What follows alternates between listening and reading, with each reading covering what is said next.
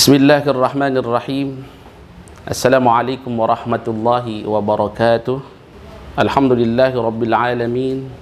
Wassalatu wassalamu ala ashrafil anbiya wal mursalin sayyidina wa maulana Muhammadin wa ala alihi wa sahbihi ajmain, amma ba'd.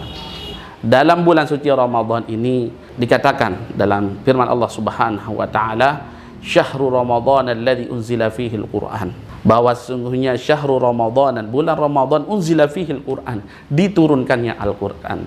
Oleh karenanya amalan yang paling afdal yang harus kita tunaikan, yang kita laksanakan bagi orang-orang yang bersaim, orang-orang yang berpuasa adalah membaca Al-Qur'an. Karena Al-Qur'an juga tepat turun pada bulan suci Ramadan, tepatnya pada 17 Ramadan.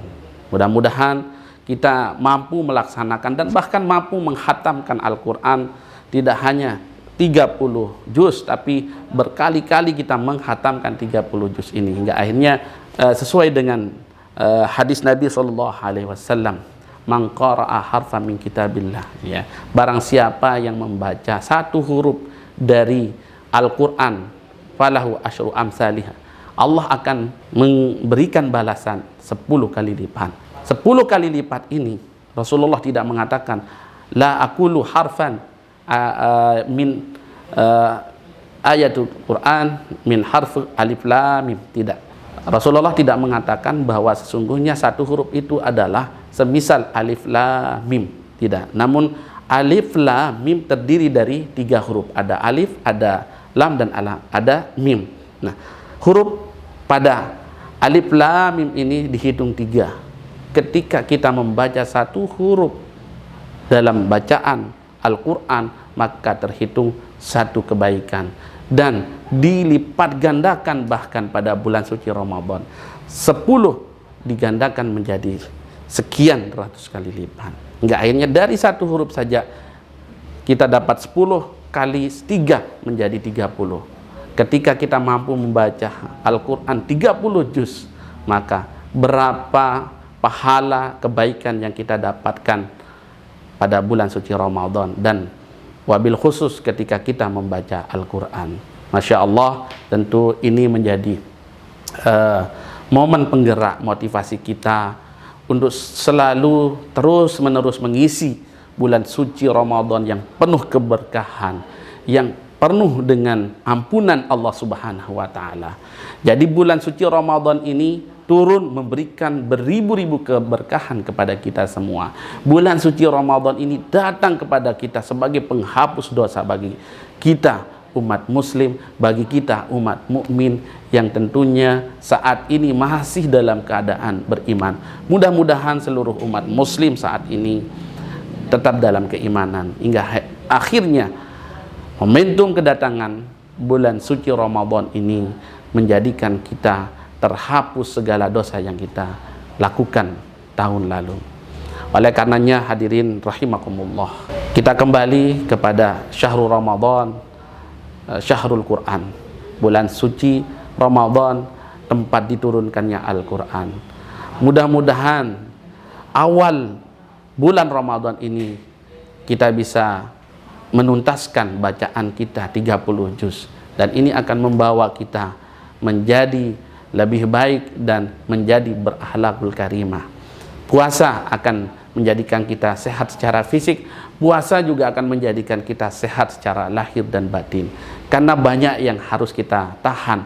Di samping kita harus menahan lapar, di samping kita juga harus menahan dahaga, di samping juga harus menahan nafsu yang boleh dilihat, bahkan tidak boleh dilihat. Syahwat tidak harus kita tahan semaksimal mungkin. Yang memiliki hubungan halal pada saat itu bahkan menjadi haram. Katakanlah ada suami dan istri, ini adalah hubungan yang dihalalkan oleh Allah Subhanahu wa taala, tapi ketika pada pelaksanaan bulan suci Ramadan, tepatnya pada siang hari, menjadi haram, karena ini bagian daripada membatalkan puasa. Nah, tidak hanya suami istri, bahkan yang lajang, bahkan yang belum menikah, ketika dia akan dalam fikihnya menginginkan kenikmatan seperti suami istri dengan mengeluarkan air mani, ini pun juga tidak boleh dilakukan dan bahkan akan membatalkan puasa kita. Pada bulan ini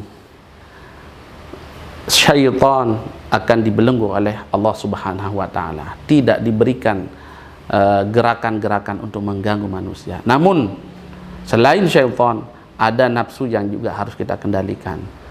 Kita harus percaya bahwa sesungguhnya pada bulan suci Ramadan syaitan dibelenggu. Tapi kenapa kita masih saja pada bulan suci Ramadan melakukan hal-hal yang maksiat, katakan seperti itu. Nah, ini adalah bagian dari syahwat yang memang kita terus teruji olehnya. Ya, syahwat ini kadang menginginkan yang tidak baik, itu timbul dari syahwat, bukan dari syaitan. Oleh karenanya, ketika kita mampu menahan diri kita, menahan syahwat kita, maka ini akan menjadikan kita bertemu dengan Allah Subhanahu wa taala. Bagian daripada keutamaan yang tadi, bahwa sesungguhnya ada dua kebahagiaan yang didapati oleh orang-orang yang berpuasa saat itu adalah ketika dia berbuka kemudian bertemu dengan Allah Subhanahu wa taala.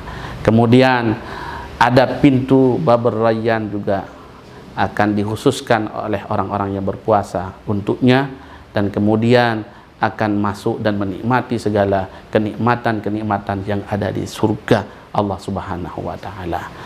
Wallahul muwaffiq ila aqwamit thariq. Wassalamualaikum warahmatullahi wabarakatuh.